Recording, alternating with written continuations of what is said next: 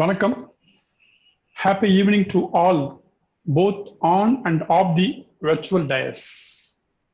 Madurai bench has turned 16, sweet 16, so also MBA. The bench that was formed in the year 2004 has grown up steadily from infancy to adulthood.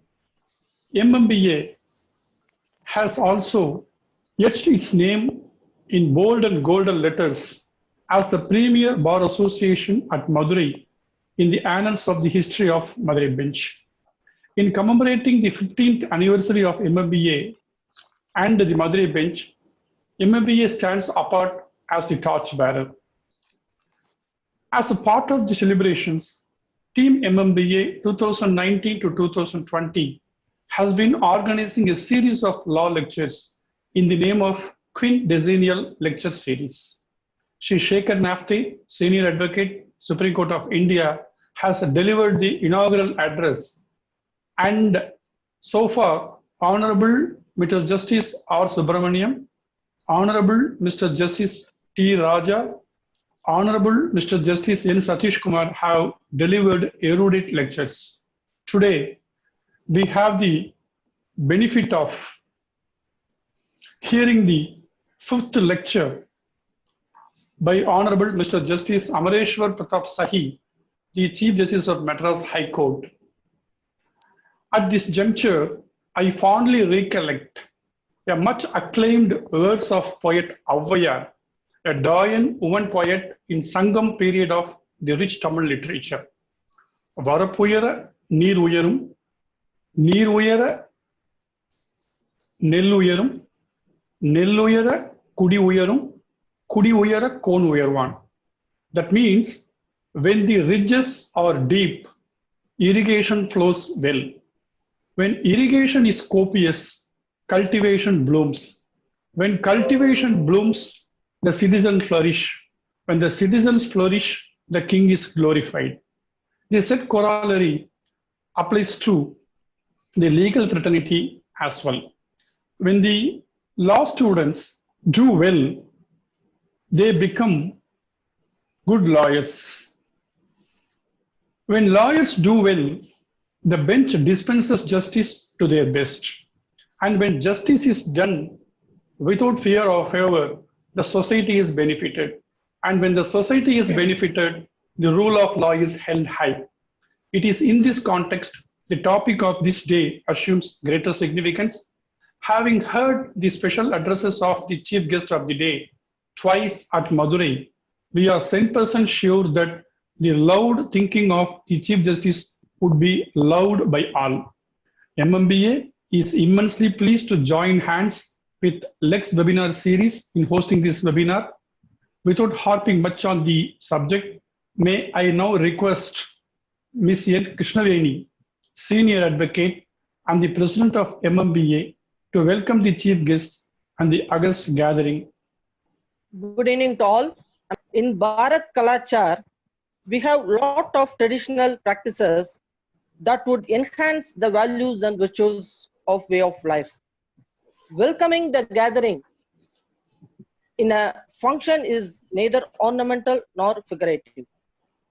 After COVID-19, the scenario of entire world community has dispensed with the Western concept of embracing the greeting with the gesture of using the folded hands by saying Namaste as Vanakkam in Tamil. In virtual gathering, the participants are perceived as unison. In this backdrop, I welcome Team MMBA, its officers, members of the executive committee, and the participants who have gathered here virtually.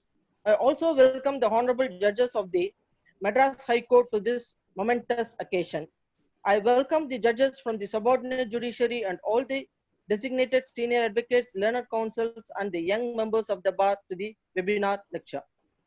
By his special address, our chief guest is all set to enlighten the occasion with his enriched wisdom in philosophy and law.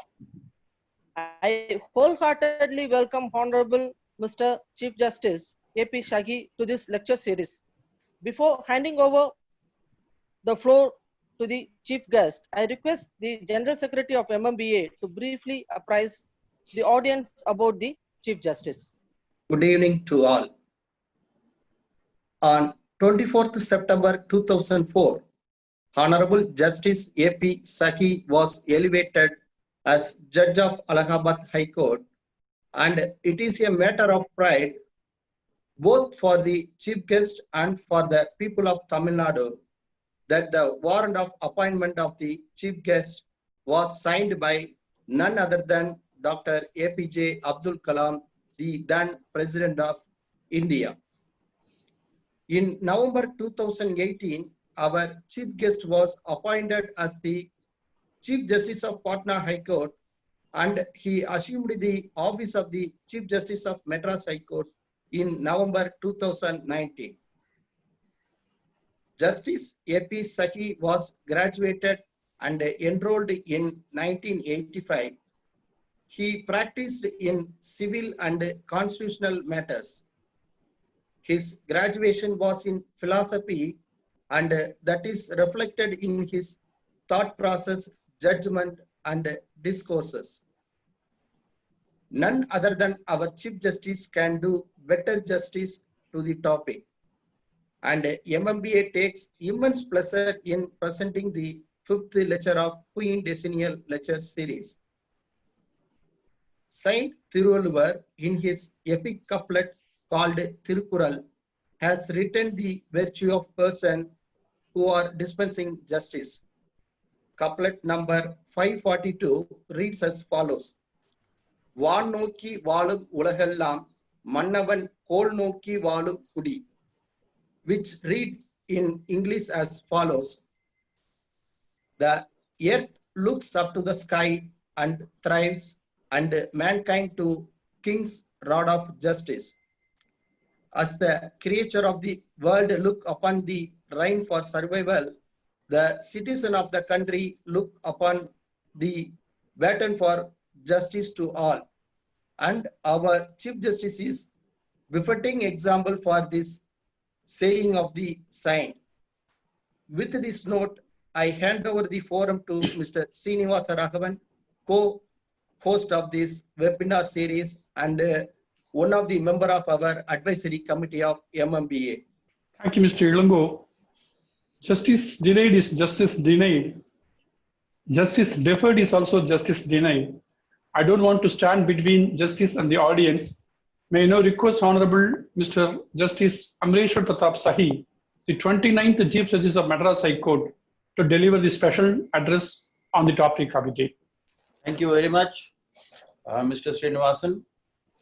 And good evening, everybody who is now connected with me through this virtual court system that we have now adopted. This system of communication has now established that all barriers have been overcome,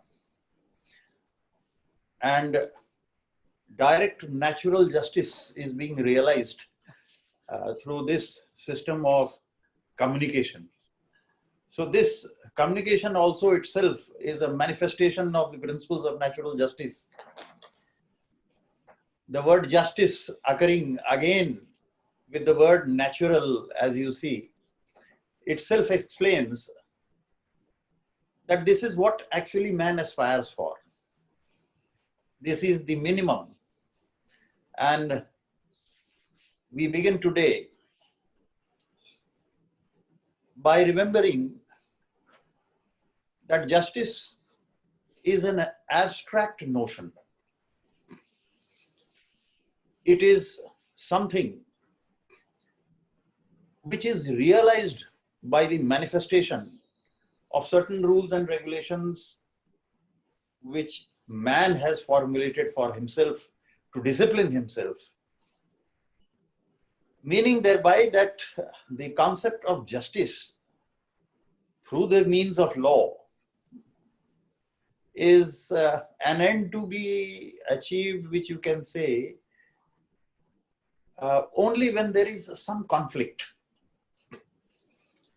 So this is the foundation of the thought of today's topic, where the means and the end, in my opinion, have to be just.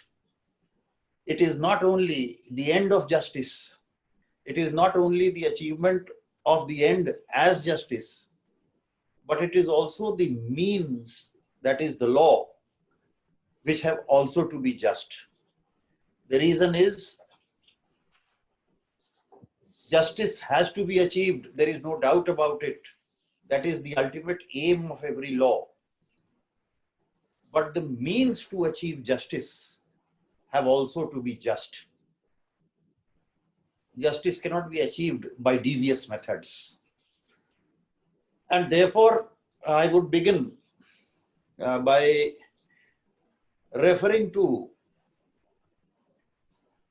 a shlok from Mahabharata in Sanskrit, which is necessarily to be remembered to understand this abstract or remote concept of justice, where law is used as a means.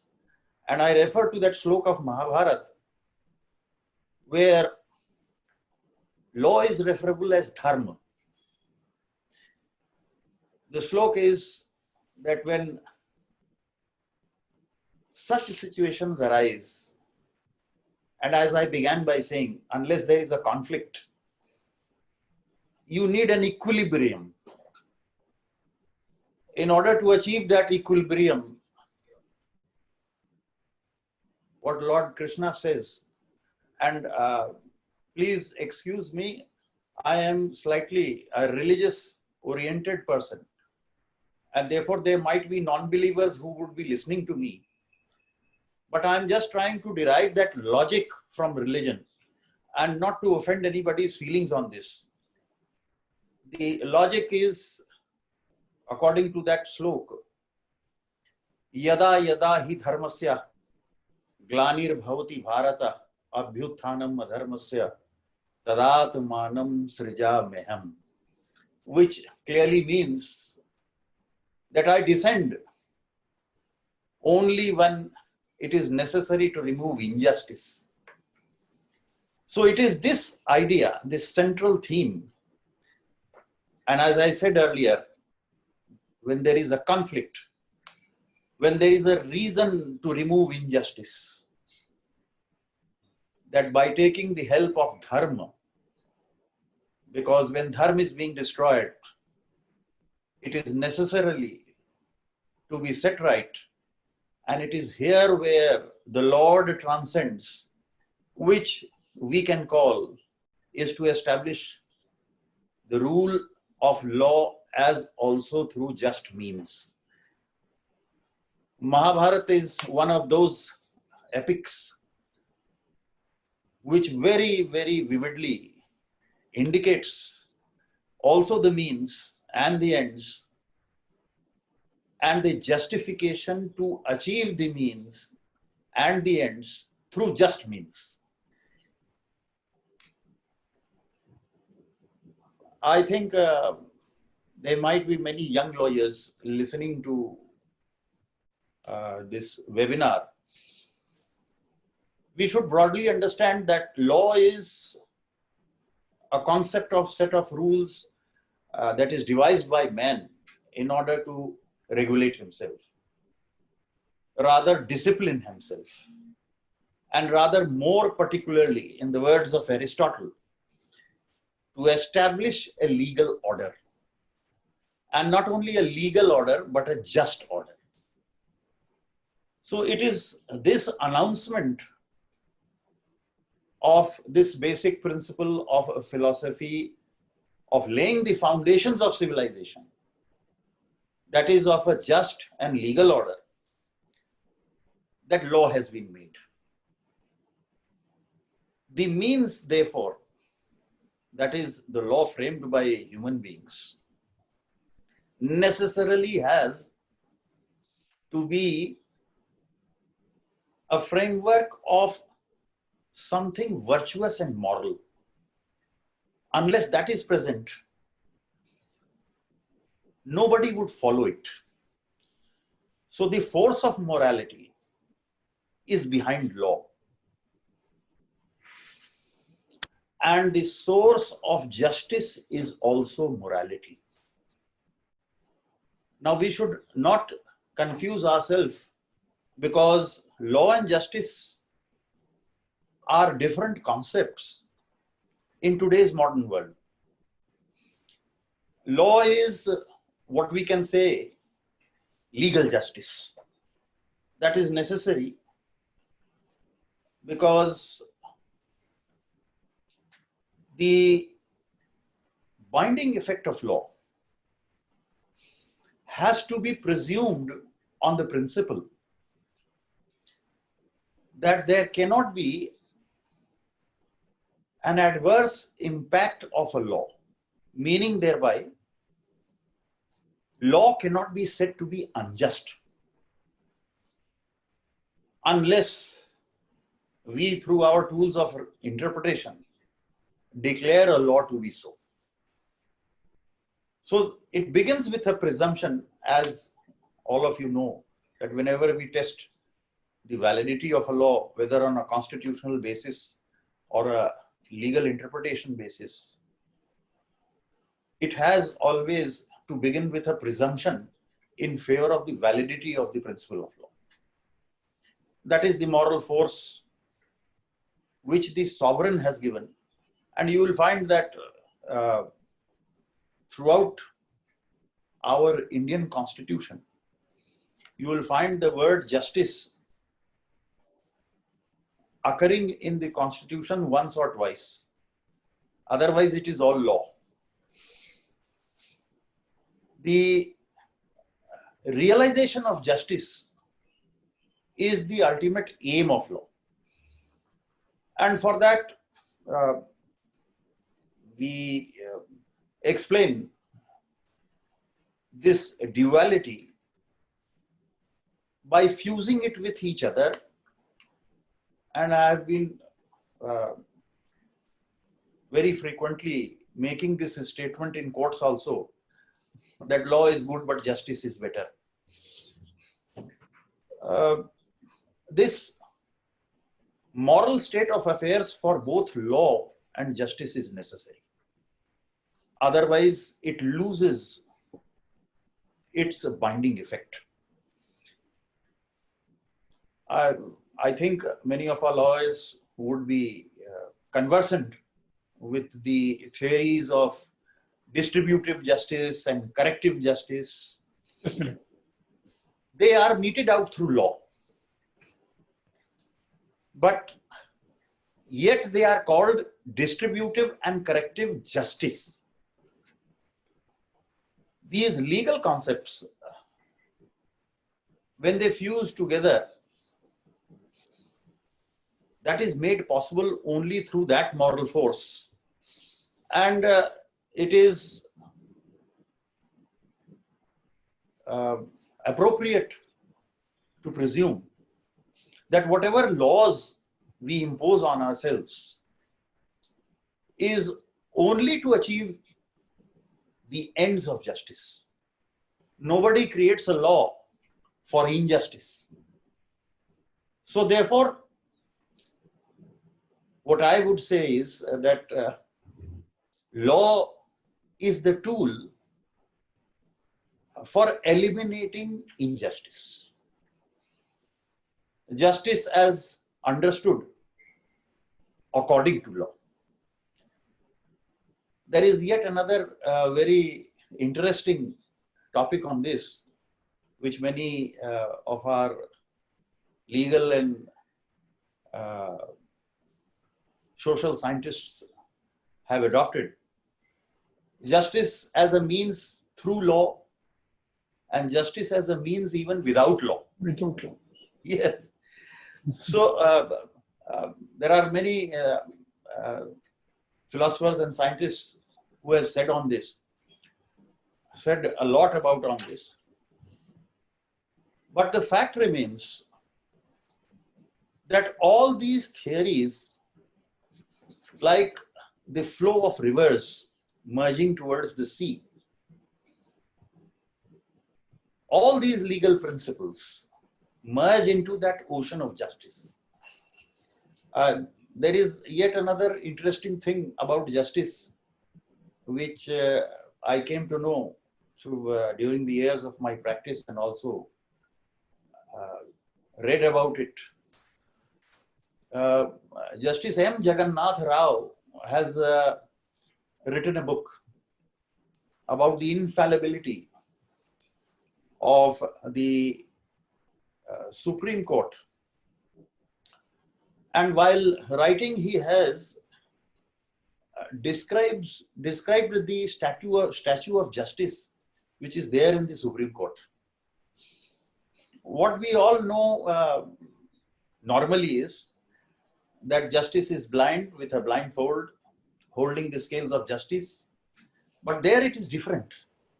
That is our traditional and the concept of justice as understood in our ancient civilization.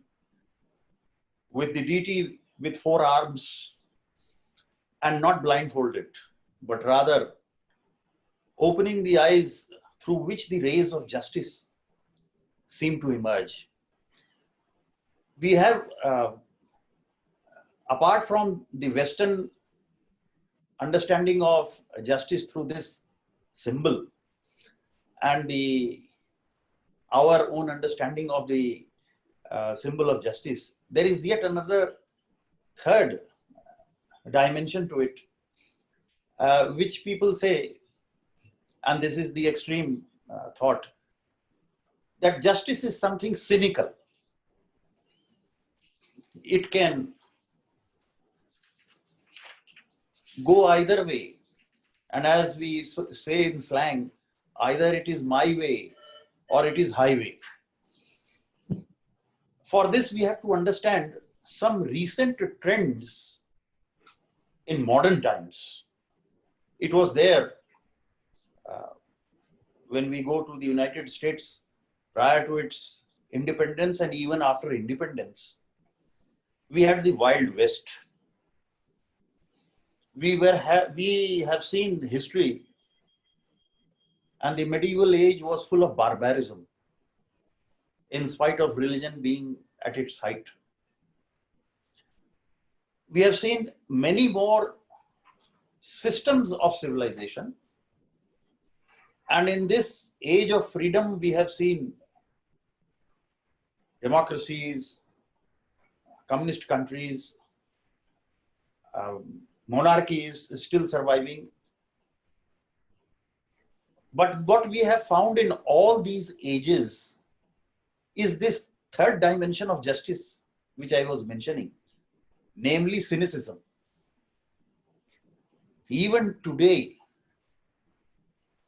and in our society, even though very rarely, we have instant justice. We have instantaneous justice. We have roadside justice. We have mobocratic justice. And we have justice in its crudest forms, where morality has no place. Is that also a form of justice? I say this because this third dimension of cynical justice is still prevailing in many parts of the world. Well, in my humble opinion, this does not stand the test of that ultimate moral, or you can say that cosmic equilibrium of justice. It only indicates an irrational behavior. And justice, according to me, cannot be irrational. There is reason behind law, and there is law behind every justice. So to conceive of a justice through unjust means, as I began earlier, is, in my opinion, not the correct way of trying to find out justice. Cynicism, therefore, only leads to what we can think of in a tyranny or an anarchy. these are antithetical to any form of justice. And as a matter of fact, they are injustice. So what we have to understand is that these are various modes, the various means to achieve something which man wants to be ultimately satisfied with. It is an ultimate form of satisfaction, that sense of achievement that comes in you, and that is what has been delivered to every man, what is due to him. It is this satisfaction which can be said to be achieving of the ends of justice and through just means. I will now slightly switch over to certain elements that have been described or that have been enunciated by various people. And this is for the younger lot to understand. Whenever they find time, I think they must have read the trial of Warren Hastings in legal history. If they go slightly deeper into what Edmund Burke was trying to explain to the House of Commons, it was nothing short of the concept of justice. And it was only through the moral force that he was trying to make people understand that, look here, justice has to be achieved through just means. It cannot be purchased. And that is why I will now refer to a couple of quotations which I have been using, and I find them to be quite near to what we are talking about today. The first is that of Disraeli. He says, justice is truth in action. A very simple quotation. Justice is truth in action. After all, what are all these institutions of justice meant for? To arrive at the truth. And I'll come to this later on. The means to achieve this justice is law, which constitutes broadly for our listeners, particularly the younger lot, in two parts. One is substantive law and the other is procedural law, because at times youngsters, when I was also young, I used to get mixed up with this. Procedure is the handmaid of justice. And we would end up by trying to formulate our own opinions, whatever we found. That all right, if a comma has been left out and if the full stop is not there, it hardly makes a difference. But what I have found in experience is that the commas and the full stops of law all have their significance. And therefore, procedure is equally important as a substantive law. I'll come to that later on. After Disraeli, who says justice is truth in action, I move on to Dante Alighieri. The reason is I find his definition of justice being that definition which should be adopted as a course by those who are entrusted with the task of delivering justice. Not necessarily judges, but even on the moral ground, those who profess to do something which is just. The said definition also, in my opinion, should be kept in mind. Alighieri says, justice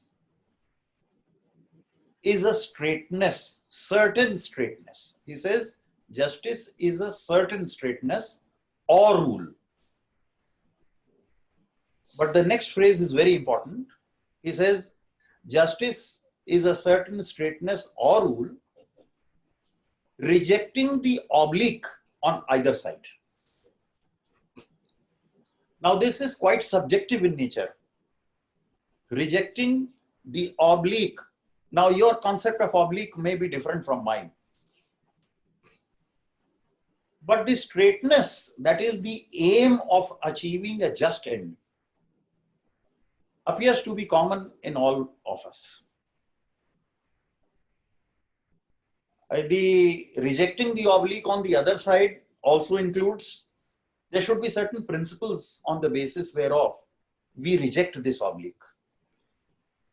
There are many who say that there are forms of government in this world which reject the oblique by using one bullet. But in a civilized world, even this method of rejection being prevalent today is what we have to understand when we are trying to achieve what we are discussing today through just means. Can such a utilization of a bullet be said to be a just mean? I was conversing with some of my friends. They said that examples are not far to see, and some proponents of abolishing the death sentence say that even if you are using a rope, what difference does it make? Because that is a state-sponsored murder. It is very subjective in nature to explain things. That justice also has within its fold something retributive, something reformative, something curative, and something at times detrimental. People forget all these four elements. The need of society to keep it holding together on this moral foundation of justice. I find that all of these four elements are necessary. And this belief is on account of that presumption which I had talked of earlier. And I find that the Supreme Court has very beautifully used it in one of the judgments reported in 1996. It is a 3 judges judgment delivered by Justice K. Ramaswamy. He put it very beautifully that the effect of law cannot be unjust. Now this presumption of a just law has to be in tune with what the society realizes to be just. And it is here that I would again remember one of my most often quotes, that when Napoleon drafted his code, he asked people, what did they think of the law? Somebody said that it is draconian, somebody said that it is one of the best after Hammurabi's code. But Napoleon said, being the emperor, that law is best which is respected by the people most. So therefore I say, in a society, the justness of the law has to be presumed, particularly in a democracy where we function and where we have a representative government. It is with this thought in mind that one has to apply those laws or consider the application of laws as to be a just means to achieve the ends of justice. When we are living in a particular time and space, whether it was the Treta or the Dwapar or the Kali Yuga, whatever be the space of time that we can define, or whether it goes to infinity, and wherever there is a human being, there has to be an order in which the human civilization has to exist. I'm coming to this, that the very existence of human civilization through a social order is necessary to understand this concept of universe, this concept of existence of human being, therefore is directly connected with this role of discipline and the morality and rationality behind it, to canvass this principle that the means and the ends both have to be just. It is in order to avoid any such a disruption of the human mind, the peace of the human mind, that we have to presume this. And unless we do this, we will be inviting anarchy. So therefore, whenever we frame a law, now this is for our lawmakers, the law should therefore always furnish for a just foundation. Whenever this tussle is brought to the fore on the issue of equality and inequality, laws are unequal and therefore they are unjust. I also at times quote George Orwell. Some animals are more equal than others. This is the oft quoted sentence of George Orwell. These quotations come up, these thoughts come up in every age. It is not only that we are talking about it only today. And that is why I began with that slok from Mahabharata. And even today, look at the biggest democracy of this world, the United States of America, with its minimum amendments. The Constitution very proudly pronounces, even though in practice it is something else today, but it says we have to achieve what? The pursuit of happiness. Now that element of happiness will be possible only if you feel satisfied, if you feel that there is a just order, if you feel that you are being preserved and conserved carefully and you are being looked after by society carefully. Well, as I stated earlier, today, in today's time, in order to, as Mr. Raghavan pointed out, justice delayed is justice denied, and all these things are there. But we should never forget that at times, any form of quick, feverish, or swift action, which is based more on a public cry or an impulse or even on a compulsion arising out of a particular situation, cannot be said to be a just means to achieve the ends of justice. That is, in my opinion, a complete miscarriage of justice, as we use the connotation. Now, I'll come to the second part of it. This was dealing with the concept of justice, law, the concept of morality, the concept of rationality behind law, the concept of reason has to be there behind law, and therefore, it is that concept which fulfills the ends of justice.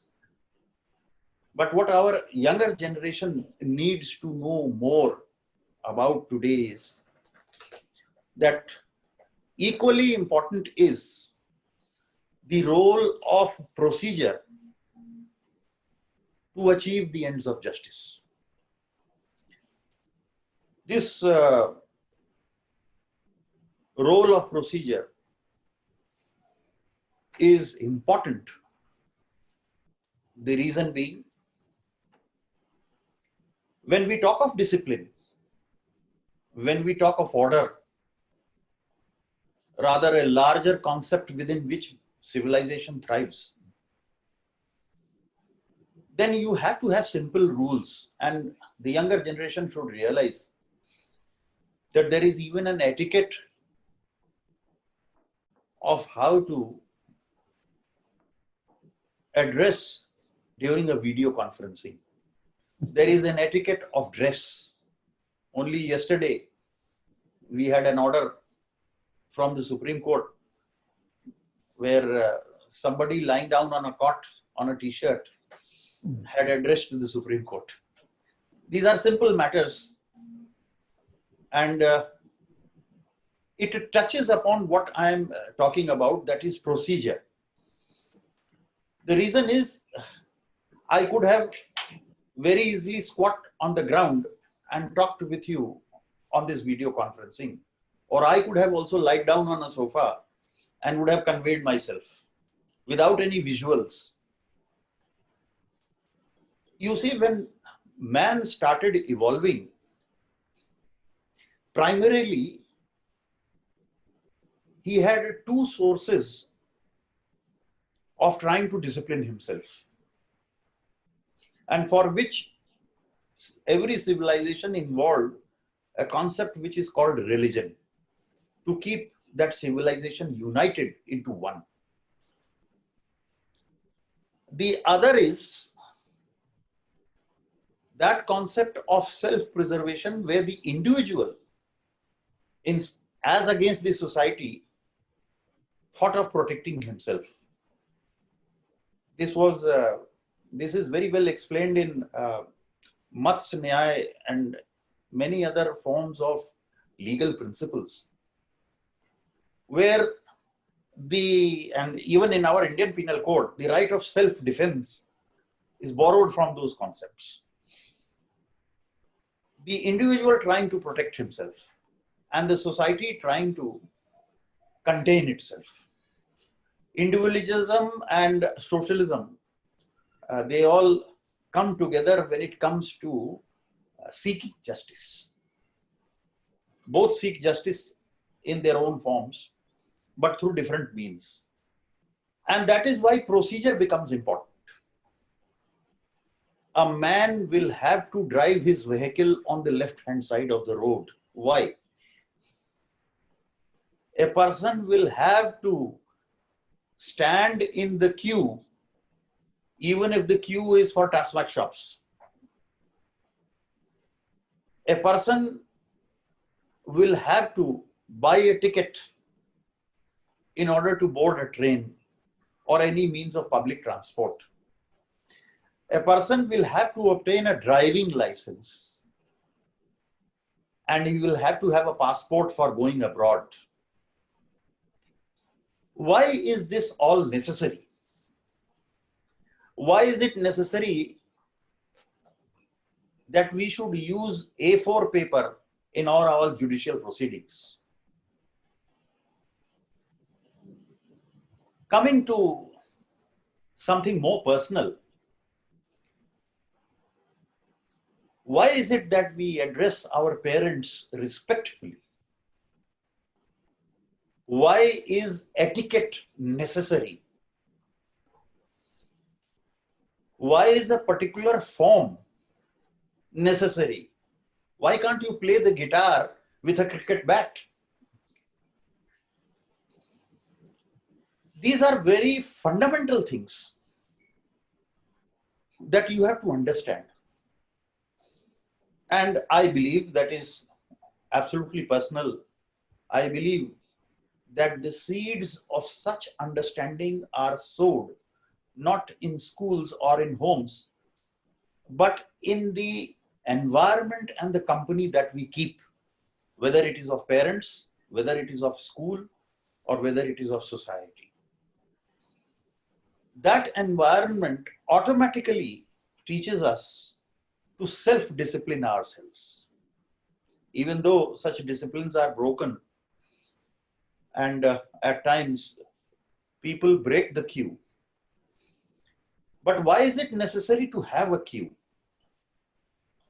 If you are able to understand this fundamental, then you will be very easily able to understand why is procedure required. The first moral principle that I have learned is that this gives you a moral understanding of what is right and what is wrong.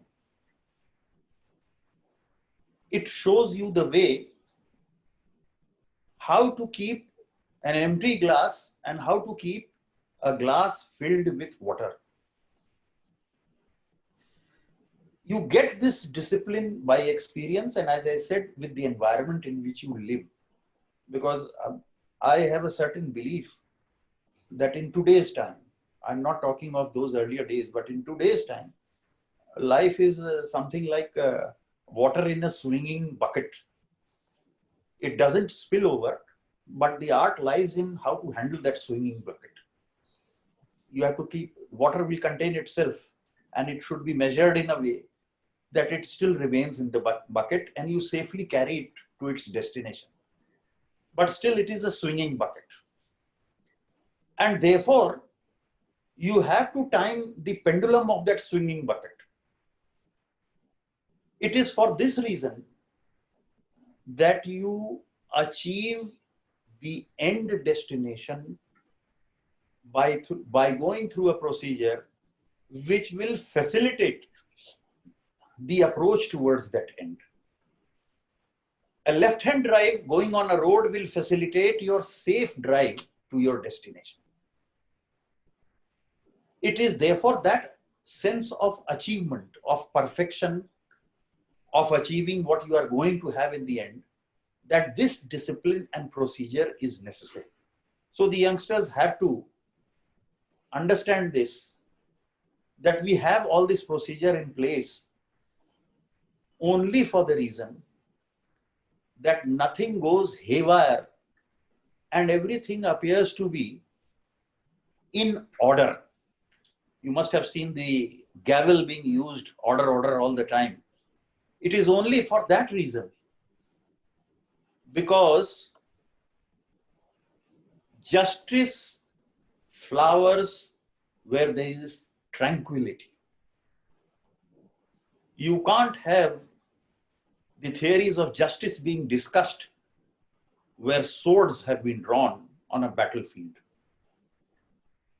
Therefore, the procedure is the foundation of that tranquil method by which you can very easily sail through a civilized method of attaining the end. And that is why you have the procedure of filing a plaint, of getting it registered, of having a number, so that everything can be located. And the next is, once you have this tranquil or peaceful method, the next is, this also ensures transparency. Procedure, therefore, becomes important because of transparency. It lets you know as to how things are moving. And this is one of the facets of natural justice. Rather, entire procedure or procedural law is nothing else but a manifestation of the principles of natural justice.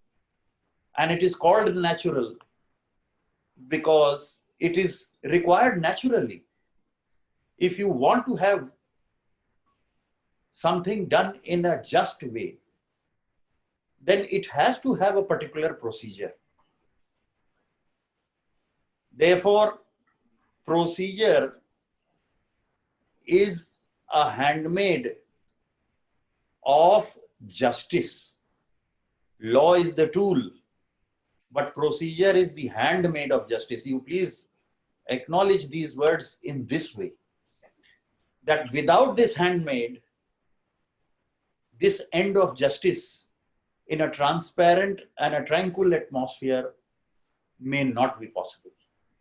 Up till now, all systems in the world, whatever be the system of governance, they have a procedure.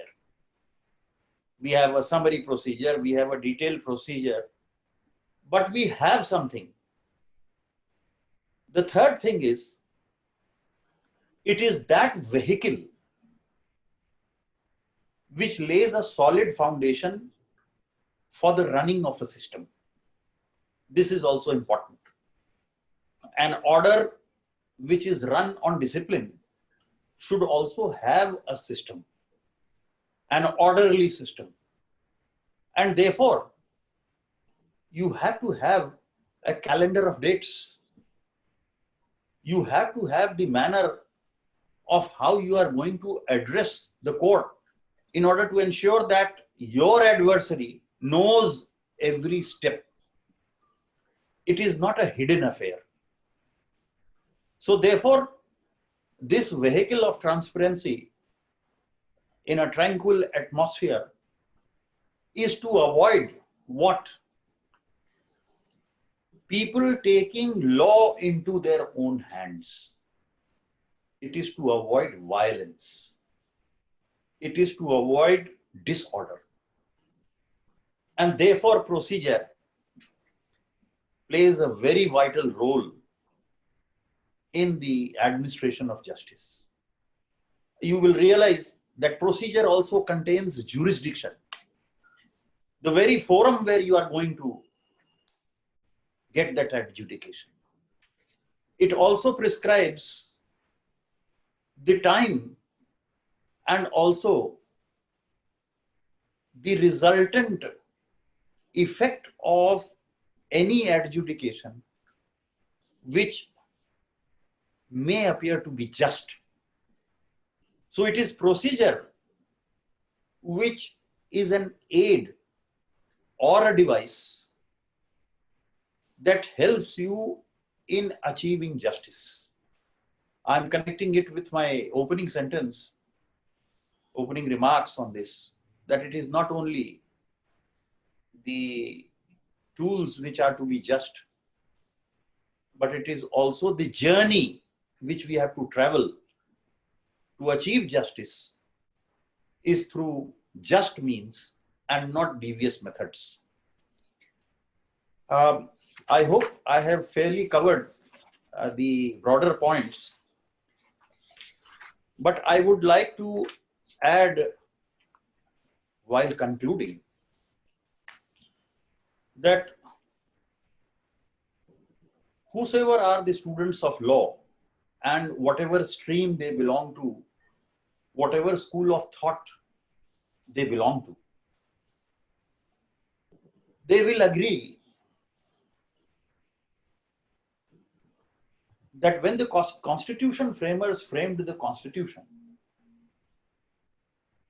they adopted what we call the words of the US Constitution, that we the people have given unto ourselves this constitution on the 26th day of January 1915.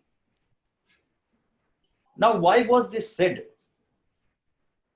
This was said because everybody realizes that the ultimate power of governance lies in recognizing the sovereignty or the source of sovereignty.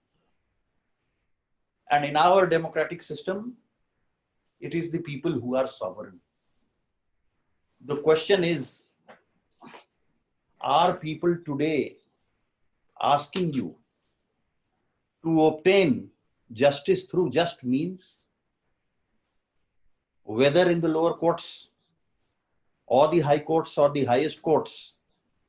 All the just means are being adopted and are being either way offered to achieve this end of justice?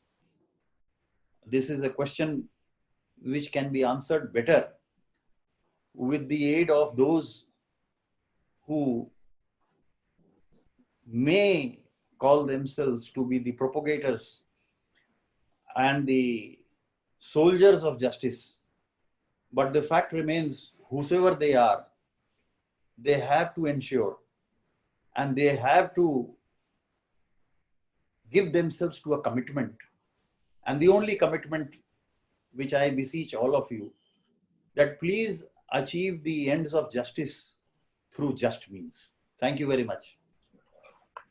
My Lord, I'm in search of words to thank your Lordship for such a erudite lecture. I'm not flattering. We don't believe in flattery. But to talk from the heart is something which is very not easy. And I should say that your Lordship has chosen to speak out of your heart. And we owe a lot to your Lordship, especially the younger members of the bar should have been benefited. According to the session, if justice is the destination, law is the pathway. So while I'm walking with my father, holding his hands, I can only see a little bit of distance. But if I sit on his shoulders, I can see father. That was the days when we were brought up by our parents and grandparents. Today, the situation has totally changed. The youngsters are almost self-made.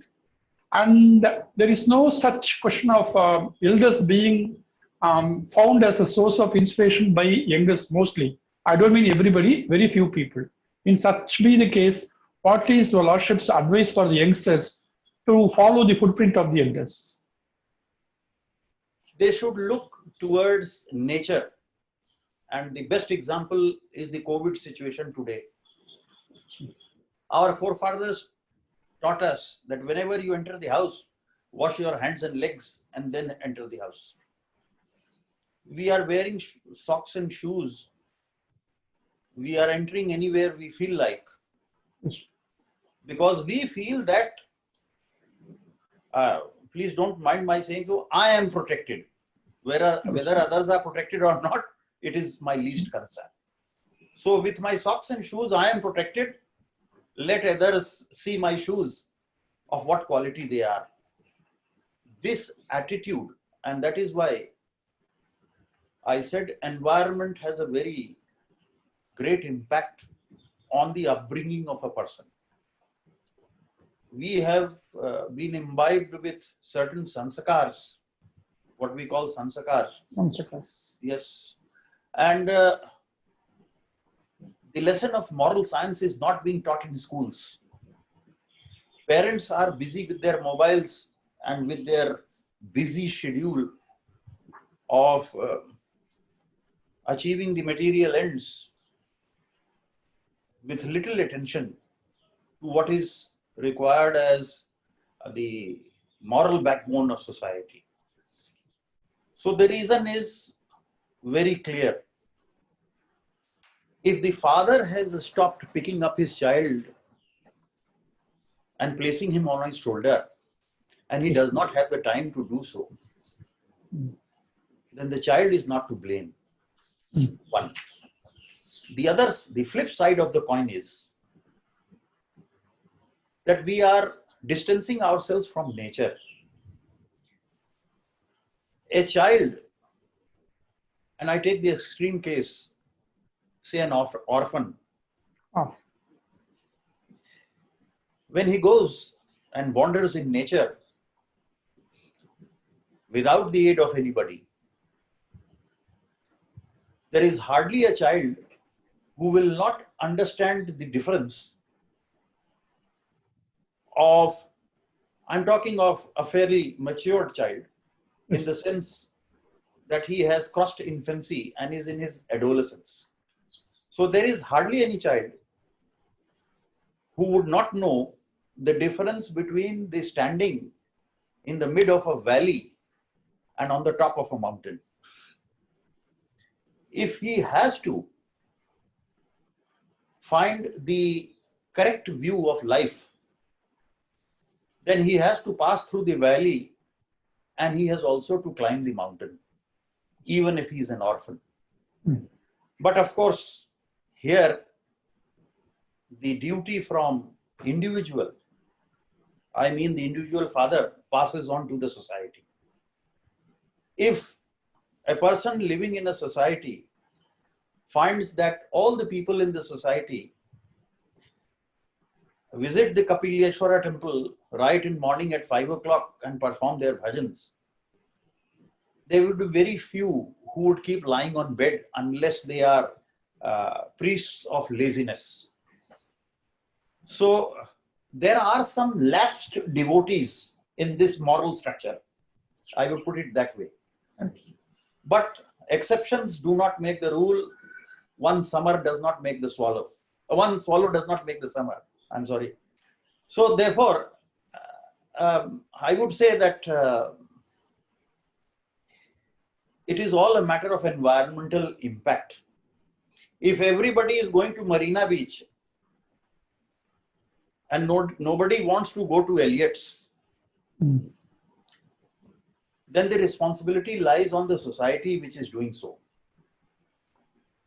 So as I said earlier, in the case of an individual, if the father has stopped making his son climb on his shoulders and does not find time for it, then it is not the child who is to blame, but the parent. Fair to me. So therefore, child is the father of man. We have to be content with that. I will take it to the extent of the rules of current practice of advocacy, juniors and seniors. Yes, ma'am. There are many seniors who cannot afford to have many juniors. But such seniors can come together at least once a month and impart something to those juniors who do not have the opportunity to have the umbrella of seniors. Yes. Such a method can be evolved, which is known as continuing legal education. But nonetheless, there are methods by which we can resolve this. Yes. And the father can still make the son climb on his shoulder. Yes. Yes. I understand. To Lordship permission, shall I move to the younger members of the Marble to raise questions before going to Yes. the judges? All Yes, are sir. welcome. I request Ms. Sella Vishalakshi Yes. to ask a question. Good evening, Your Lordship. Good evening. Thank you for that enlightening lecture. So, Your Lordship, my question to you today is with respect to the anomalies that arise owing to the lack of review and revision of statutes. So often we find both in criminal law and civil law. For instance, I'll take the Indian Penal Code. The quantum of fine that was fixed in 1860 for most of the sections, that is still in force. But however, there has been so much inflation over the years, and right now the value of money is also appreciated over the years. That was almost 1.5 centuries ago.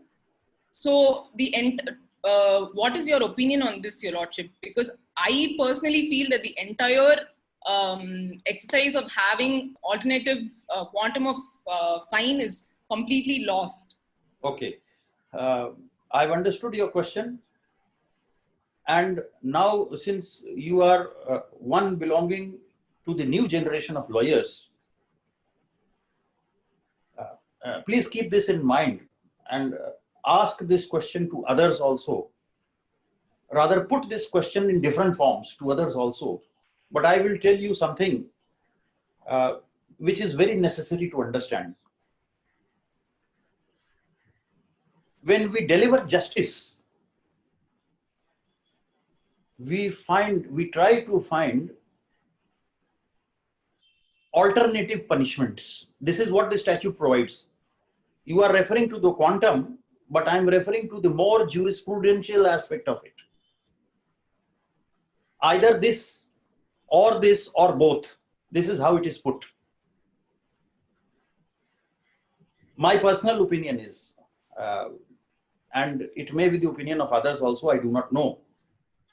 We find for alternative punishments, but we hardly find, please mark my words, alternatives for punishment. What the law prescribes is alternative punishments. this much or this much with fine or this much fine alone. These are only alternatives of punishment. You are absolutely right. Whenever you put this question, I will be happy if you carry this debate further in the words that I have told you, that when it comes to deliverance of justice or application of law, whether it is archaic or whether it is modern law, what we are doing is we are finding alternative punishments. We should move towards theories and practice both. And here lies the responsibility of our lawmakers, law framers, Law Commission of India, or even the Parliament, and even the judiciary itself. Because now, with the proactive role that we have taken unto ourselves, there are alternative punishments provided. But at times, you must be having a look of this in some stray judgments, that instead of punishment, some other alternative is given, which is a form of retributive or reformative justice. Quantum, therefore, to my mind, may not be that important. Reform is required, there is no doubt about it. It appears to be ridiculous, because what you are saying is with regard to a token being awarded as in the shape of a punishment. But there is one more thing which you will find in criminal law, and you will find it in prison manuals or in other procedures. Even today, the diet amount provided to a witness is so low that the witness cannot even get a bottle of distillery water. So reforms are not only necessary, they are compulsory. But I believe that people who are looking into these things must be thinking about it. But I must tell you that courts have evolved certain methods of their own, and you are aware of it. When costs are imposed or compensations are granted. So this tortious compensatory method of deliverance of justice, whatever be the quantum, has now been incorporated in law, because in criminal law there are various compensations to victims which have now been provided. We have started thinking about it, and those provisions are now coming in place where a minimum of compensation is already there in place. So therefore, it needs to be reviewed. And so far as deterrence is concerned, your question was on deterrence. That after inflation, if you are asking for 500 rupees fine, there is no point in that insofar as criminal law is concerned. But if you find in other laws, for example, the Income Tax Act, you will find that the penalty is 200% or something like that, Excise Act, of the amount of evasion. So we have traveled quite far in those areas where it is ultimately necessary. It appears popularity weigh on the legislature when it comes to such fines being increased or decreased in the Indian Penal Code. Because you will agree to this, that most of them who get entangled in criminal cases, barring that top cream, they are mostly either the middle or the lower class. They can hardly afford. And I must tell you on the lighter side, because this will be relishing for all lawyers, when I was practicing in the Allahabad High Court, then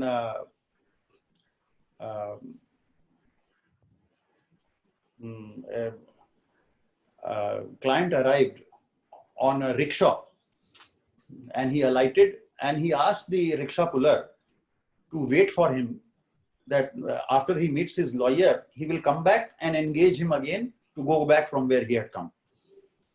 So the rickshaw puller just asked him that, please be quick, otherwise I will be losing other customers.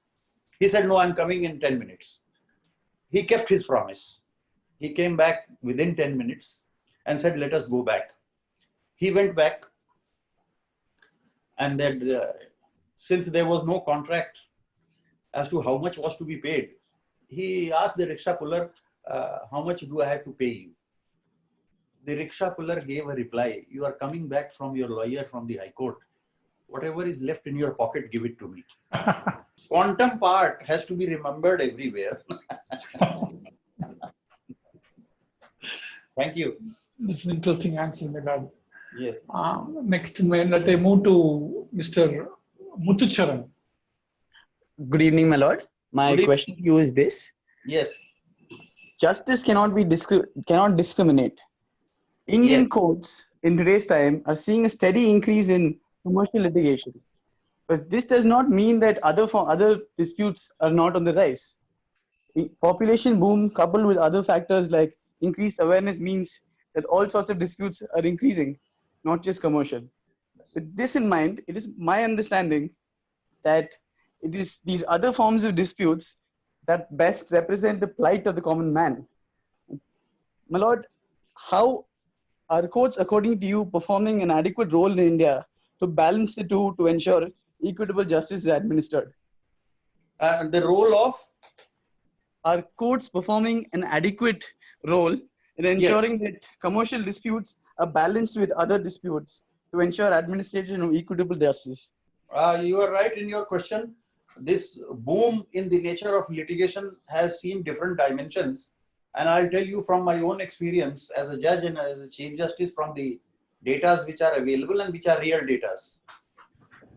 You see, what has happened is that the attitude of every litigant has changed. He does not want to hover around in courts and wait for long in order to get a decree from a court of law. So therefore, there is a sharp decline in civil litigation, pure civil litigation. But what has happened is that there is a steep rise in criminal litigation. All civil matters, whether it is the cancellation of a sale deed, is now being given the shape of fraud and all these things, and 419, 20, 467, 470, 468 is now being utilized for pressurizing somebody to get around that sale deed. So this is the trend which has changed. The result is increase in criminal litigation. The second is unemployment and the vagaries of youth in these modern times have given rise to criminal activities of different natures. And you are very well aware of this, that one of the most difficult crimes to solve these days are cyber crimes. So there are different types of crimes which have been taking hold of our courts, and we have been increasing special courts and creating special jurisdictions, whether it is POXCO, whether it is NDPS, whether it is even on the commercial side. But speaking for the commercial side, we have had a global impact.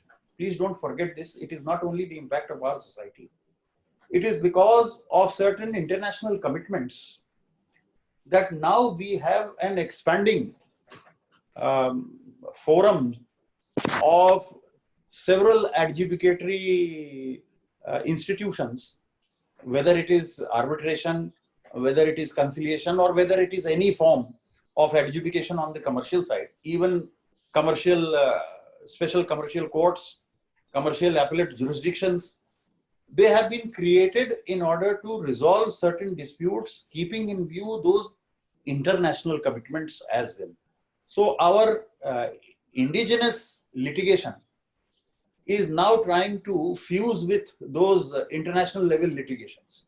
And it is for this reason that we can perceive more laws being made in order to provide more forums on the commercial side.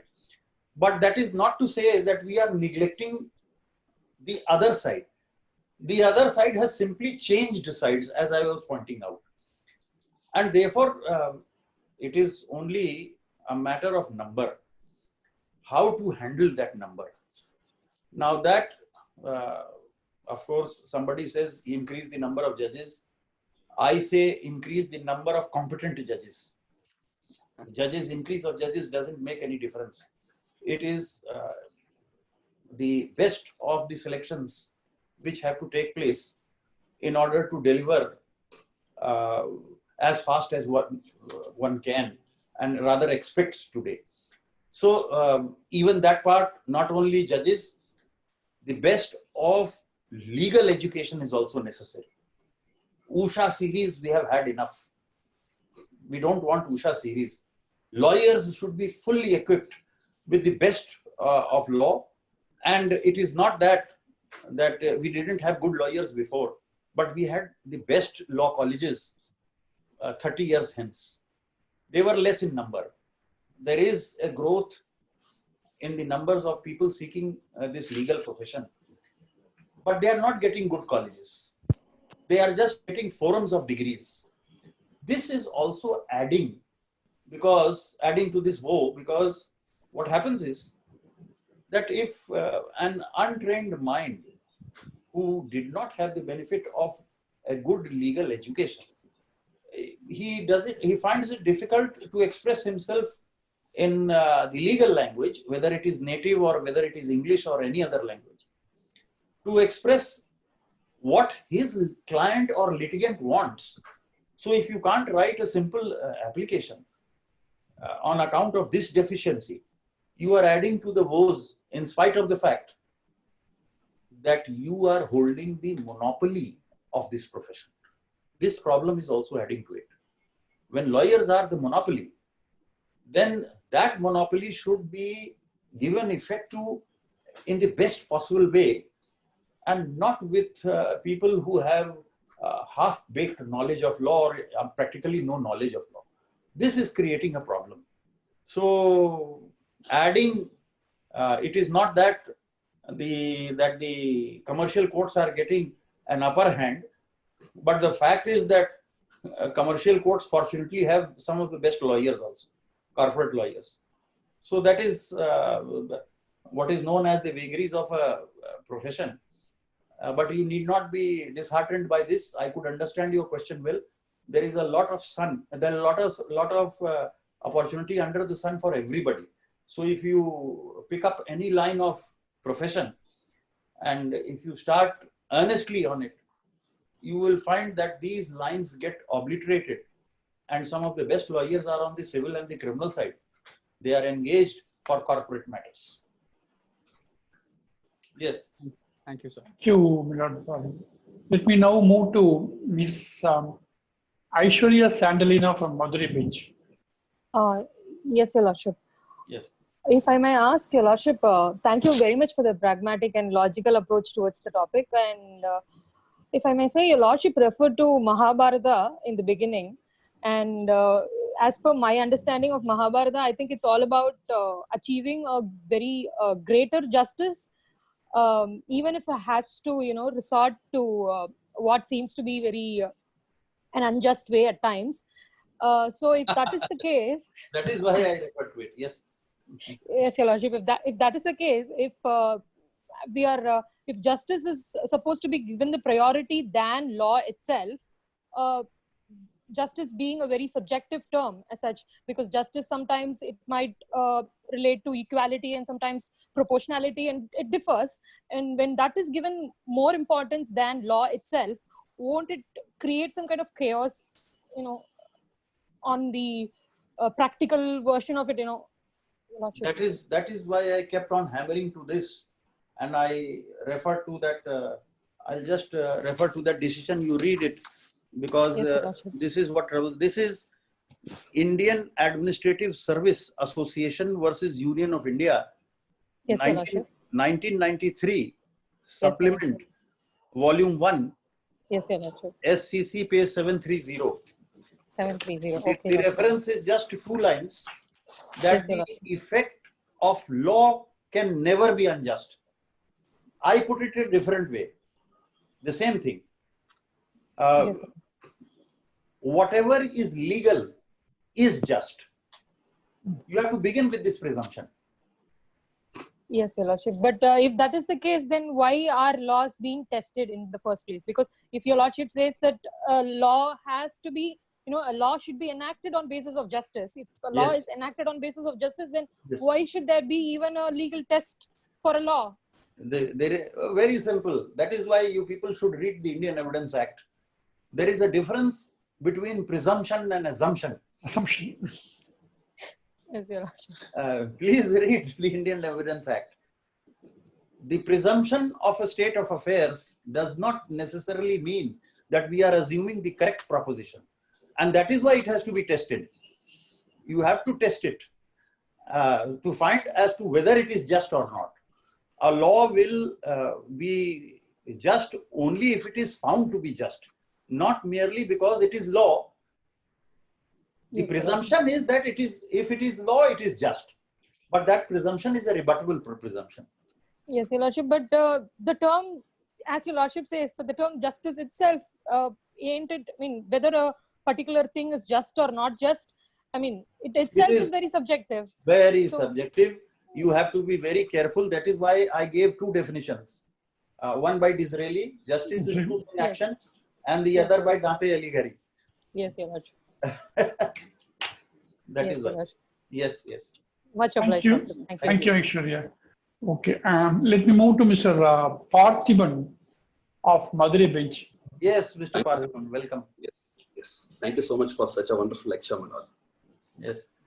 Today's webinar topic took me to my college days, my lord. When I did my graduation, my jurisprudence teacher gave me an assignment about social utilitarianism. Okay. While doing research on the topic, I came across a book called Law as a Means to an End. Famous book by Rudolph. Yes, Rudolph. Yes, yes, you are right. When explaining about socialistic ideology, Rudolph expresses that the purpose of law is to protect an individual and a societal interest. Yes. Whereas, when comparing to the past era, today we are introducing many new laws to cultivate discipline among us. Yes. Yet, the crime rate is just increasing exponential, my lord. So my question is, my lord, is law protecting us, or we are introducing many such laws to protect the law from us? You see, as I said, when there is a foundational defect in society, then the society tries to find out ways and means how to cure that foundational defect. Now, the society which has now come up, and this has not happened today alone, it also happened in the past. If you remember the Industrial Revolution in England, or some of the laws that created a lot of trouble in the United States, that gave rise to crime. When we try to just one sentence about it, there is no difficulty in making laws and applying them. But what you are talking about is the trouble begins when we start equalizing justice. Yes. This is where the trouble begins, because we find that laws are inadequate. And then we start equalizing justice. The end of justice, according to law, has to be there, as I said earlier, because we have to live in a society. We are going framing laws, we are increasing it every day. The government is claiming that they have deleted thousands of archaic laws, but we are in an age where we find ordinances, even constitutional amendments, going up to 120. This law was never certain. And please remember, you have been a good student, law is not absolute. Whatever is found to be rational today, For example, I'll tell you in property laws, just see the question of equality keeps on touching our minds. Ownership of land is one of the primary sources of all disputes, particularly our country, our background. Yes. And ownership of land is also considered to be very, very dear to a man's heart.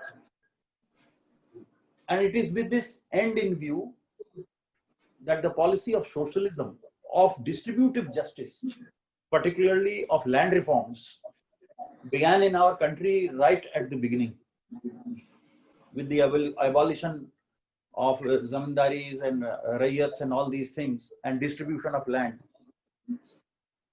But you just see, there were two laws broadly framed for the equal distribution of land. One, in all states, we have the Rural Land Ceiling Act, where it is prescribed that an individual or his family can own certain amount of land. The rest of it is declared surplus and then distributed to landless people. Then came the Urban Land Ceiling Act. How long did it survive? You people keep on arguing the Urban Land Ceiling Act. How long did it survive? So when it comes to this, the people do say that we are working under the sovereign will of the people. But one cannot say whether they did it with the sovereign will of the people or they did it with some other motive. So therefore, laws, even in today's context, you will take, for instance, electoral laws. Why is it so complicated? Why are the courts questioning these laws? And why has the Supreme Court stepped in with directions under 142, calling upon the Speaker of an Assembly to do his duty, when prior to these decisions, the action of the Speaker was unquestionable in a court of law, constitutionally protected. But still, why is this being done? The reason is too many laws, too many confusions. Simplification of laws. You just imagine, I do not know whether the Law Commission of India is functioning or not. I do not know as to whether any debates and seminars are being organized for deleting those laws which are absolutely unnecessary or are further complicating issues. If that is done, this job of courts to interpret laws, to find them as to whether they are just or unjust, their constitutional validity, all these things can be reduced, because one of the reasons which I understand today is, in this background of global impact, that things are changing so fast that our laws are not changing to that speed. That is not compatible with it. And we still lag behind. So this discussion, the formulation, the implementation, and then the forums being provided for it, it takes so long that by the time we make a new law in order to supplement the old one, we find this new law to be quite old as compared to others. So this law-making agency, which of course is the legislature, in my opinion, should spend more time and more effective time in formulating laws to an extent that they do not provide with this opportunity of litigation. Not to say that the lawyers are to be put out of business or the courts are to be closed, but to say this, that please marginalize it to an extent Yes, by yes. by trying to uh, understand what has been interpreted by the higher courts or what is being talked about even by academicians. You just imagine, I'll give you just one illustration. There cannot be anything more precious than fundamental rights. Yes, yes, ma'am. And there cannot be anything more precious to us as a matter of law, the Constitution of India, Exactly. mother of all laws. Yes. But did you see how Keshwanand Bharti was argued? Keshwanand Bharti was argued on the strength of a talk delivered by Professor Conrad Dietrich in 1965 in the Banaras Hindu University as to what is the basic structure doctrine. Mr. M.K. Nambiar requested Professor Conrad to allow him to use that article. And so did Palkiwala when he opened his arguments in the Keshwanand Bharti case. In Golaknath, it was used by M.K. Nambiar. In Keshwanand Bharti, it was used by Mr. Palkiwala. Both of them, Yes. they were unable to find any other law. And they got it from Germany. Because the German constitution has in it the eternal clause. That is what is known as basic structure of the constitution. So just look at us. Our constitution makers and lawmakers and future lawmakers, God knows what they have in mind.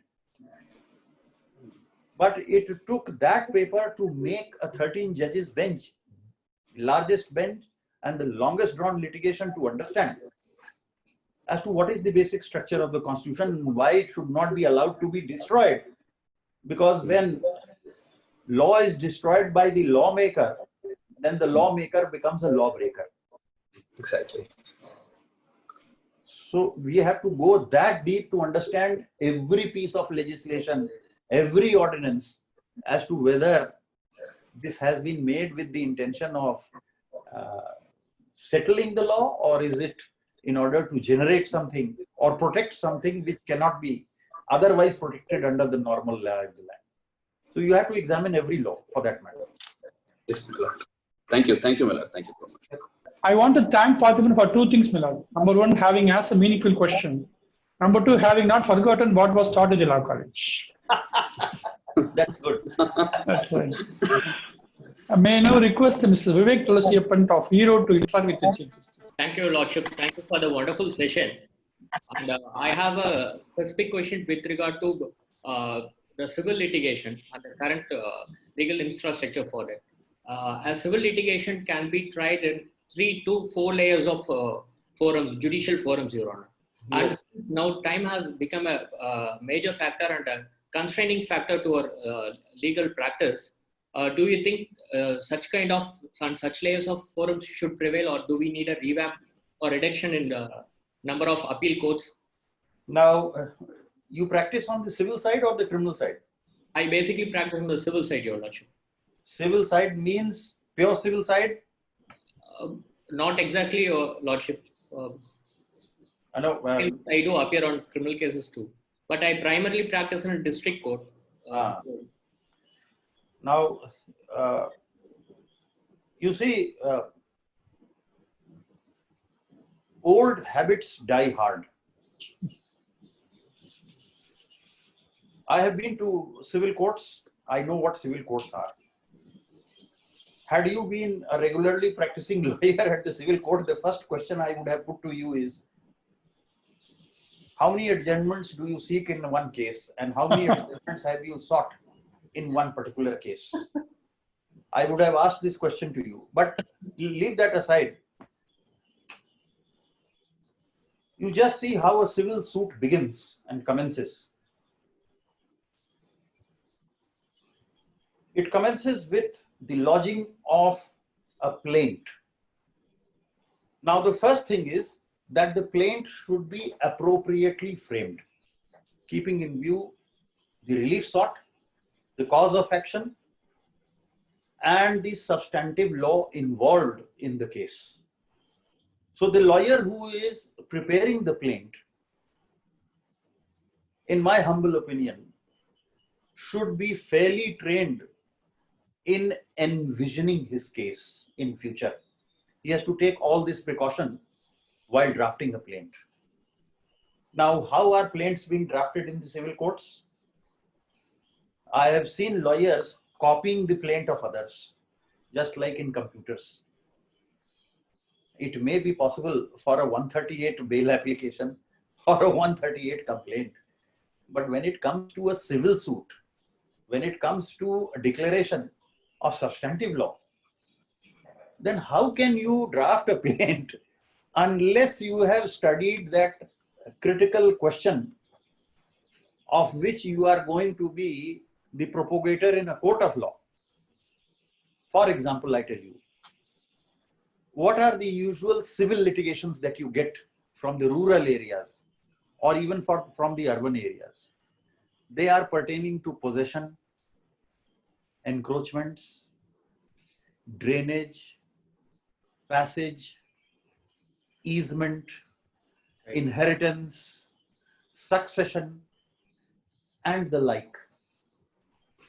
Now, this is all pure substantive law. If you have not read the Easementary Act, you will not know what easement is. If you have not read what is estoppel, you will not understand what is acquiescence or estoppel. If you have not read what is evidence, you will not be able to make your plaint pliant with whatever possible evidence may be thrown against you. It is a matter of, you see, just like an army general. He plans the war on his war table. He does not fight it out and then plans it. He plans it on the war table. So a lawyer's room is the war room. And there he has to plan it. Now you have practiced in the civil court. How many lawyers did you find of this nature who were a composition of substantive and procedural law, having envisioned the case and then drafted the plaint?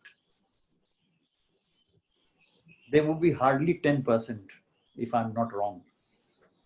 You don't have, the reason is those who are seniors, they hardly have any time, and those who are juniors, they have hardly any patience. They want a very quick progression in the profession.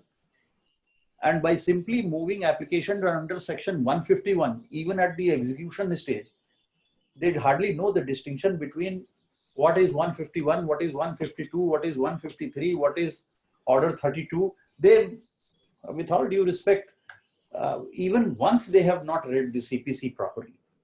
They have just read those chapters which were sufficient to pass the examinations. That's all. And thereafter, the Civil Procedure Code is lying in dust. It is not difficult to read it. It is not even difficult to understand it. But it is certainly a matter of effort to apply it. When it comes to application, you have to be careful where to place what. So this, neither is there any training of drafting, nor is there any training of understanding the law before setting out the plaint. Now the very foundation, if it is missing, what do you expect? Amendments, taking of adjournments. If the other side engages a very senior counsel, he will put you into other troubles, that it is barred by specific relief act, it is barred by this, it is barred by that. So many bars will be created that you will now start searching for it. Problem lies here, this litigation. And that is why I said earlier in answer to one of the questions, litigants have now understood it is no use fighting civil litigation. Lodge an FIR and the rest will be taken care of by the prosecution. This is what is happening. It is our own well, I would not say inefficiency or deficiency. As I said earlier, old habits die hard. So therefore, our senior lawyer, he has 50 cases. He is bound to take dates in 40 cases. What will happen? Delay, adjournments, because he is not free. Juniors are not learning it. They are not picking it up. Had the baton been taken by the modern generation, as we are finding in high courts, all 5-year law students are doing very well now. I must confess this, that they are some of the best, and in our age, we were not that best. Things are improving in high courts, but in trial courts, the situation is still Usha series. It is very difficult. It is very difficult. So we have to somehow the other think over it, and that the best method that I have experienced is continuing legal education. Where seniors should go to those taluk courts at least once a month, tell them that this is the distinction between an application under section 151 where the inherent powers can be invoked, and this is a matter pertaining to execution of a decree. Please apply order 32 rules so and so. These are the things which need in practice, which are required now today in practice. So the armory is there. There is nobody prepared to pick it up and learn how to fire it. That is the problem. My lord, may move to one of the sitting judges of our High Court to pose a question to your lordship. Yes, yes, please. And your lordship may even guess the name. Yes, I know. NAVG, sir. Good evening, Chief. Good evening. How are you? Fine, Chief. Yes. Fine, Chief. I was enjoying it to the extent to which all the other participants were enjoying it. I never knew you were there. Otherwise, I would have been more careful. I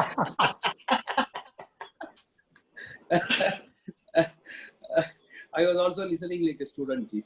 Yes. Just redolent with what was stated in our Dharma Shastra.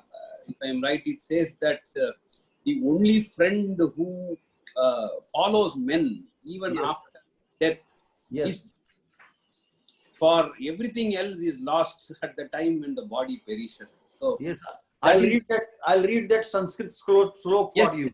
Yes. Eka evam surdev dharma nidhane yashanu patiya sharirenam samam nasham sarvamanya yadhi gachati. So since I'm completely ignorant on that side, I thought I convey it in a language which I no, I had noted it down, but I didn't speak about it. The reason was that there are different ways of understanding. Yes. So the reason why I quoted this was redolent in when you were speaking about it. This was the background from which most of us understood what justice is, what dharma is. So with that in mind, Chief, the only question which I wanted to ask Chief is this. The one thing which always clashes in a justice delivery system is the perception of justice by the person who sits there and deliver justice and what is actually available before him. So there may be cases where a person with some sort of a preconceived mind or some sort of experience in the past, etc., would have branded certain things as only this. So with that in mind, what happens is that the facts that are presented before him will be seen with a particular view that it suits his sense of justice. So this is a clash which continues, Chief. So what would be your advice to all judges who are involved in the justice delivery system? No, I will not advise judges, but I will give my the opinion which I have been following and which I think should be cautiously treaded. Your question is person-centric. That the person who delivers justice, yes, his perception matters. Yes. This is your question. But that is not justice. Perception is not justice. Justice is what is due to that person. Now you will put this question the other way around, that in my perception, this is what is due to him. So therefore, you are identifying your perception which may or may not be due to him. What is due to him is what ends in satisfaction of what should be due to him. A greed of a person of acquiring somebody else's property is not due to him. But you say that no, Section 64 and 65 of the Limitation Act disqualifies him now from having it. Then what you have to do is, now here your sense of justice should rise above and try to declare the person a trespasser. Because a trespasser cannot claim that right of possession which you call adverse possession under Section 64 and 65. If you read that judgment which has been recently delivered on adverse possession, this slight distinction has been left to save grace. It is here that justice will come in.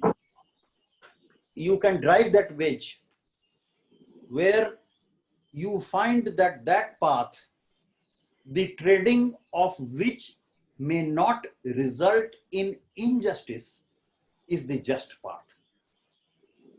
That which does not bring about miscarriage of justice is the just path.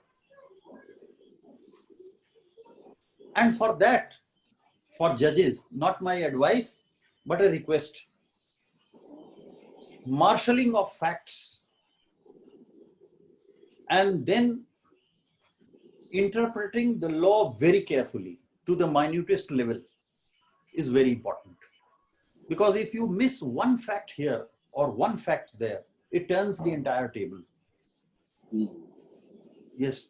So therefore, justice is not absolute, just like law, to be very frank. But as I began in saying so, that we have to live in an order. And that order, equality of law, what is pronounced in the Constitution, you can't have a different law in a different situation and a different law in a different situation. But while delivering justice, the same law can be applied. For example, in criminal law, there are different levels of punishment for different activities. Now that is justice. That equilibrium that I was talking about, whether it is criminal law or whether it is civil law, ultimately you find that this person, he did require this treatment. But how to reach that goal of giving him that treatment, that should not cause injustice either to law or to any other individual. And it is all a matter of conscience so far as judges are concerned. Yes. That is why, again quoting Krishna Iyer, that if there were a higher court, 50% of our judgments in the Supreme Court would have been upturned. So nobody is infallible. We have to be, but we should know how to correctly do it. If we learn how to, this is what is known as the resilience of a judge. If you know how to correct yourself, I tell you from my own example here in the Madras High Court, I have done it several times there. You must be. In fact, I was about to ask that, Chief. In fact, I was about to ask one example as to how you did it in a particular. Exactly. I'm just telling you. I was sitting with Justice Subramaniam Prasad in that height measurement matter of constables. Yes, yes. Many writ petitions were allowed at Madurai and here also. But we took a different view. We did not agree with it that the High Court should now convert itself into a measuring chamber to find out the heights. Yes. Obviously, that is not the job of law, and this is no constitutional point. It is a matter of fact. So unless there is something perverse before you. Now here, the idea which persuaded us was that unless there is some perversity pointed out, stray examples cannot be utilized, and you have to separate the wheat from the chaff. So we dismissed a writ petition. But just 3 or 4 days thereafter, some more petitions came up, and those petitions disclosed a fact which was not there before, namely that the police department itself had carried out certain other measurements pursuant to the directions issued by the learned single judges in the other cases. And 27 of them sailed through. Their height was found to be correct. Correct. Now, when we saw those results being tabulated, then we called upon the learned Advocate General to verify it. And this fact was admitted in the affidavit of the state that after remeasurement was carried out, the results were otherwise.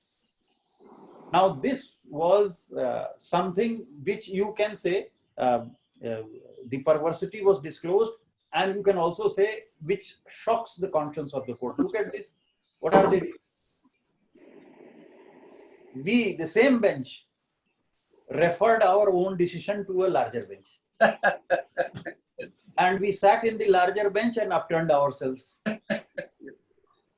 So that attitude, that is the path of correcting yourself. And I believe in this: practice what you preach. Otherwise, nobody is going to listen to you. Practice what you preach. Very plain and simple. And objectivity, of course, with this high ideal in mind, the slok that you have pointed out right at the beginning, nothing goes from here. It is the footprints which you leave behind. So these footprints, they are a remembrance that there have been people who knew how to correct themselves. I was just now telling one of the learned lawyers who was talking about it, of civil courts. Old habits die hard. Yes. How many adjournments have you taken? So therefore, yes. In fact, Chief, coincidentally, that was the time when I was dealing with petitions of such nature, and I felt it otherwise. But then the bench decision was against me. Thereafter, I found that a larger bench had overturned it, because every case it was half an inch and 1 inch, and it was coming flowing at the rate of 30-40 petitions a day. yes. Then ultimately, as you said that, Chief, in fact, in one of the occasions where I was sitting in holding a 482 portfolio, what happened was that a 125 order in some manner came before me by way of a challenge, and the wife was saying that this man is a DSP who is going to retire the next week. So I said that he is going to get some benefits, and probably this is the right time for them to get it settled. So I had sent them to the mediation center immediately. I asked them to be present. I had sent them. So they had gone there. The man had agreed for some settlement. I had posted it 3 days before his retirement. Then what happens is that on that day he is not present. His advocate is not present. So the PP says that this is what he agreed before the mediation center, and sort of what happened was immediately, instantaneously, what I did was that I thought that this man is trying to play, because immediately after the settlement goes to him, this lady is not going to get anything.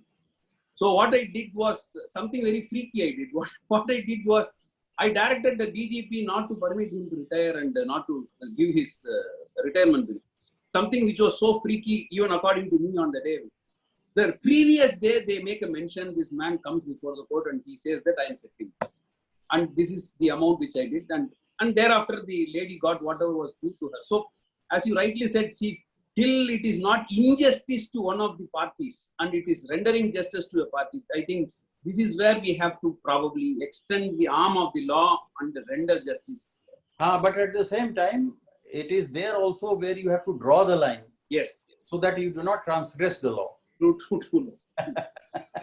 Thank you. Thank you. May I now request Hemalata ma'am to propose the vote of thanks. A warm and pleasant good evening to one and all. It is a great privilege and honor to be proposing a thanksgiving for today's session by the distinguished speaker for the day, my Lord, the Honorable Chief Justice, Mr. A.P. Shahi, Honorable Judges, senior advocates, friends and colleagues from the bar who logged in today and had the opportunity to listen to a scintillating talk on the topic. Justice is the end and law is the means. The topic as such was very catchy. From the day we as a host started interactions on the topic of interest that can arouse and mutate thoughts into the legal mind. To be very honest, we never had the slightest inkling of thought when we shortlisted about 5 topics of interest to my lords, the Honorable Chief Justice. We were delighted when your lordship graciously consented to address us through this latest technology that has been binding us for the past few months. I should say it was a double delight when your lordship chose on the topic of today. There could not have been a better person than your lordship to articulate the views and thoughts as probing and provoking of legal mind for the topic of the day. We are thankful to my lords once again for having addressed us. It was a blessing boon in disguise. I also take this opportunity to thank all the honorable judges, Justice Vinith Kothari, Justice M.M. Sundares, Justice Pushpa Satyanarayana, Justice Vaidyanathan J, Justice R. Subramaniam, Justice Anand Venkatesh, Justice Jagadish Chandra, Justice A.D.J, who have made this occasion all the more special by logging in. I also apologize, my lord, if I omitted to mention any of the judges since I couldn't see them. Then senior advocates have been a guiding influence in the conduct of various webinars, friends and colleagues from the bar who have kept us on our toes throughout as we march towards the light of positivity and good health from this COVID-19 pandemic. I would be failing my duty if I do not thank the president of the MMBA Madurai bench, Mr. Sriveni ma'am, and the office bearers of the association, my colleague and my friend, Mr. Srinivasa Raghavan, for having been a gracious host and providing inputs for the shaping up of the session. To conclude, I thank one and all for having taken time to participate and grace this session. Thank you very much, my lords. Thank you. Thank you all. Thank you, Hema, for giving a short and precise vote of thanks. Generally, after a webinar or seminar, we leave the session with food for brain. But today, I'm sure that we leave the webinar with a heavy food for heart as well as brain also. We are grateful for your lordship's insightful thought. We once again thank one and all for having present here and the chief guest of the day for the meaningful faith. Thank you, my lord, for your lordship's time and energy. Thank you very much. Thank you.